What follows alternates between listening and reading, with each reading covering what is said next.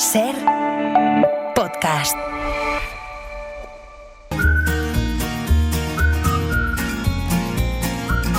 Hoy por hoy Magazine.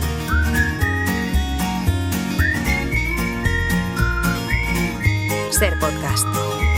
Fes una foto del terrat que des d'aquí es pot veure Mart. Hace 2 semanas dejamos a medias el viaje de ida de Aurora Correa, escritora, niña de la Guerra Española, que terminó en Morelia, en México. Allí la enviaron en 1937 sus padres, que se llamaban Demetria y Miguel, la mandaron a México junto a sus hermanos.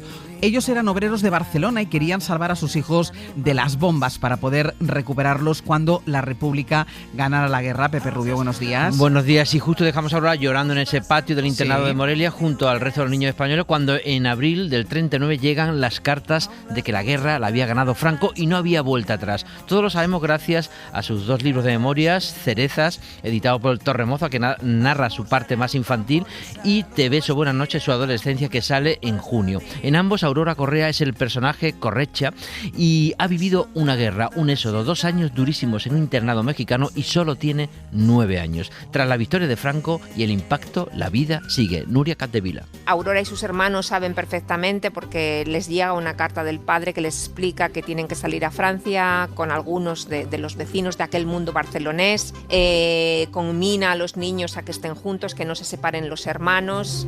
O sea, de momento no hay reunificación familiar. Y queda mucho. La pícara Aurora Correcha sigue liderando la clasificación de escapadas del internado de Morelia y hay un momento que sale de excursión a Guadalajara, México, y tiene una vivencia breve con una familia española de gachupines y descubre la otra España en México. En una de sus salidas por Guadalajara conoce a un niño que tiene una bicicleta preciosa, consigue que más o menos la medio acoja esa familia con el pretexto de hacer la comunión, y entonces tiene unos días de vivencias pues maravillosas allí, entre camitas limpias, catequesis, juguetes, poder estar con Xavierín, ese niño de la bicicleta, ese niño muy bien, y su abuela Delia, que evidentemente lo que quiere es evangelizar a una de las pequeñas niñas huerfanitas de guerra rojas.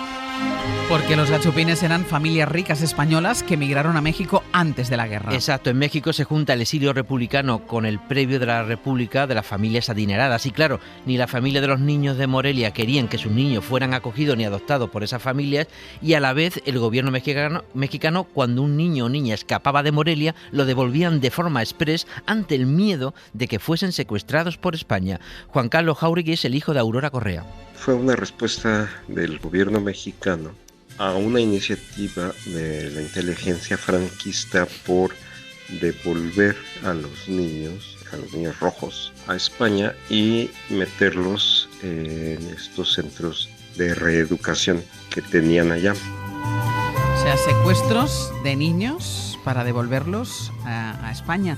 ¿Hasta cuándo siguen el internado de Morelia Aurora Correa, la pequeña Correcha? Hasta la caída del presidente que les acogió, de Lázaro Cárdenas, en 1941. Les dicen hasta luego, y la colonia española, que era muy conservadora, los reparte entre familias de acogidas e internados religiosos. Por ejemplo, a sus hermanos, a Raúl y a Mercedes, pues logran colocarlos con alguna familia de españoles, pero mi madre era tan traviesa, pues supongo que por eso nunca logran colocarla en casa de nadie, y pues la tienen siempre en algún internado, todos de monjas, por supuesto.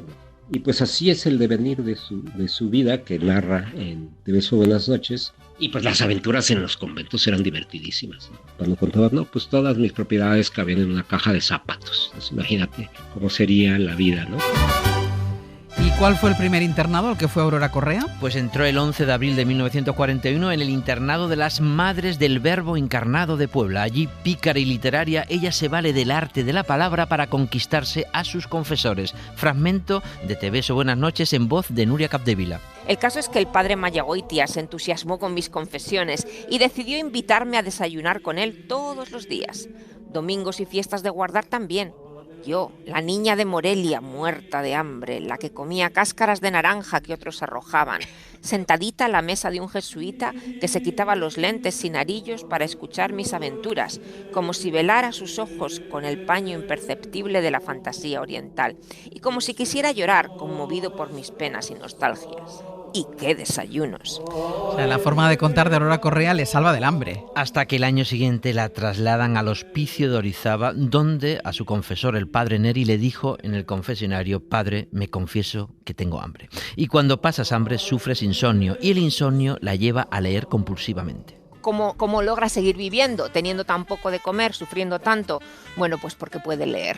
Tenemos un fragmento en el que yo creo que toca a la escritora en la que se convertiría. Y escribe Correa Currecha: el mismo encantamiento hipnótico sentía por los anuncios, los carteles pegados en paredes y kioscos, nombres de tiendas, trozos de periódico, refranes, sentencias, aforismos, albures, avisos, la nomenclatura, mensajes, sermones, arengas patrioteras, en prosa, en verso, en otros idiomas. Letras y palabras impresas me atraían poderosamente, lo mismo que habladas y cantadas. Se alimentaba de palabras Aurora Correa. Y soñaba con la universidad, pero cuando adolescente llega al Colegio Esparza, sus tutores la derivan hacia un camino más profesional, pero su orgullo le hizo ser la mejor en un mundo de hombres. El desaliento aplasta mi memoria al recordar que me inscribieron en comercio y no en secundaria, como eran mis deseos. Oh, cómo y cuánto soñé en ir a la universidad. Ingresa a Bancomer, al Banco de Comercio, como correctora de estilo, y después empezó a ocupar diferentes puestos hasta llegar a ser la mujer con el puesto más alto dentro de la organización. Pero no abandonó las letras. Cuanto más trabajaba, más escribía, pero hay 2 capítulos antes de rematar su carrera de escritora que quiero recordar. En 1947 llegan a México por fin sus padres e intentaron hacer una especie de reunificación familiar con los hermanos. Fue un desastre. Demetria, la madre, llegó muy enferma. Sus hermanos se independizan y su querido padre Miguel se va. Se va a Tijuana con otra mujer y los abandona, ¿no? La dejan sola. Fue espantoso, ¿no? Yo ahora que lo veo así en la perspectiva del tiempo, no me podría yo imaginar ese reencuentro de una manera, vamos a decir, agradable, ¿no? Entonces, pues es interesante ver cómo los efectos de la guerra no son solo la parte de la violencia armada, de la parte bélica, sino las consecuencias que trae estas situaciones a más generaciones, ¿no? A los hijos, a los nietos, pues siempre va quedando esta secuela. Las secuelas por un lado y por otro que en 1937 los hijos se fueron de Barcelona siendo niños y 11 años después los padres lo que se encuentran es a 3 adultos y eso no lo asimila ninguno bien.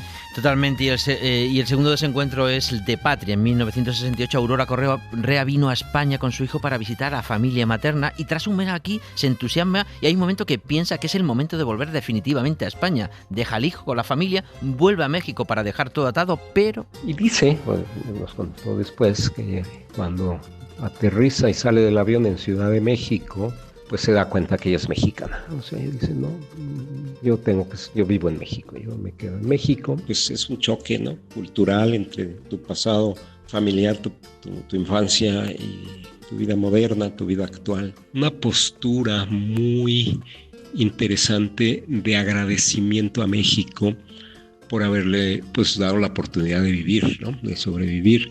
No me conozco. Yo pienso que vivo aquí, que moro en este valle de volcanes prehispánicos, prehistóricos. Y no es cierto. Estoy sujeta a un cuerpo, nada más. Lo mismo que una golondrina a un rayo de sol.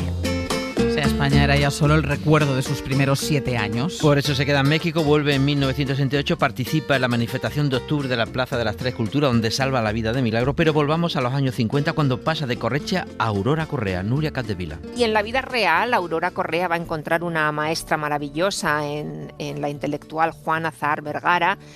Va a desarrollar como otras poetas de este grupo, como otras mujeres que fueron niñas exiliadas, diferentes oficios relacionados muchas veces con la palabra. Aurora Correa trabaja en el Banco de Comercio, pero a la vez escribe y tiene profesiones relacionadas con las letras. Escribe poesía, es correctora de editoriales como SM o Planeta, hace pinitos de actriz, guiones de películas, y en ese lado cultural, y con una familia casi perdida, la clave es la que fue su profesora y amiga Juana Azar Salazar.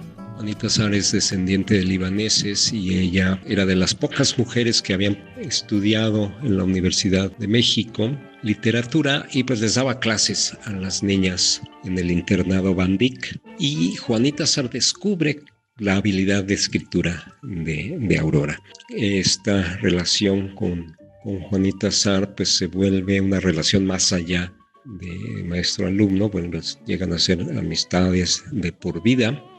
Convivíamos con ellos cada semana, ¿no? Más cercanos que con sus propios hermanos. En esa época también Aurora, empieza a estudiar teatro y como ya está volcada en la literatura, en escribir, en la poesía, también contaba que iba de oyente a la universidad a tomar clases. Toda esta vida y adulta de Aurora Correa imagino que se desarrolla en Ciudad de México. Exacto, y paralelamente una vida personal independiente y muy valiente. Vive sola, tiene una relación con un hombre casado y es madre soltera, cría a su hijo Juan Carlos Jáuregui. Nunca puso de pretexto a su hijo, nunca dejó de atenderlo, nunca dejé de ser su prioridad. Tuvo siempre una ideología de independencia. A mí me educó: tú vas a hacer tu vida y yo mi vida. Una feminista, pero no de lucha en las calles, sino una feminista que luchó día a día. Una mujer adelantada para su tiempo, con una modernidad muy importante. Una mujer libre, independiente, que llega muy lejos y que con 7 años no tenía nada. Era una niña muy pobre de la guerra. De ahí la importancia de remarcar que en México hubo 2 exilios republicanos, el mayor de escritores, artistas, pensadores muy burgués, y el menor de estos niños y niñas de Morelia, hijos de la guerra civil, que salieron de la miseria más absoluta. Nuria Capdevila. No muy lejos de donde está Aurora está Zambrano escribiendo. Y esta tiene que ser la imagen del exilio ahora, después de rescatar a las niñas, después de entender esta experiencia de exilio. El exilio es poliédrico y el exilio tiene una multiplicidad de experiencias enormes. Entonces, no podemos verlo de manera monolítica, sino que tenemos que atender también a experiencias como la de Aurora Correa o las otras niñas del exilio menor, que nos obligan también a una nueva mirada sobre España. Fueron muchos y muy diferentes los exilios y hay que atender a todos. Y gracias a los libros de memoria de Aurora Correa, Cerezas, que ya está en la calle, editado por Torremoza, como decíamos, y Te beso, buena noche, que para junio estará, pues conocemos esa vida de los niños, su vida tal cual se la contaba a sus nietos para dormir, convertida en el personaje que llamó Correcha. Su obra la vamos conociendo poco a poco y lo que no tardará es su poesía. Todo está en el archivo de la Universidad de Aguascalientes, al que la familia donó todos sus escritos, los publicados y los no publicados, y entre los segundos nos quedamos con este poema en la voz de Nuria Capdevila. Lo escribió ya mayor, como sus memorias, y describe a la niña Correcha. Pobre de dineros y salud, nuca fría de niña, nuca fría de vieja, lobita entre corderos y carneras, solitaria tupida de amistades y nostalgias, millonaria de sueños y poesía. Hemos necesitado 2 días para este viaje de ida a Aurora Correja, pero ha valido muchísimo la pena. Una persona que escribía para ella misma. Un personajazo. Para no perderte ningún episodio, síguenos en la aplicación o la web de la SER, Podium Podcast o tu plataforma de audio favorita.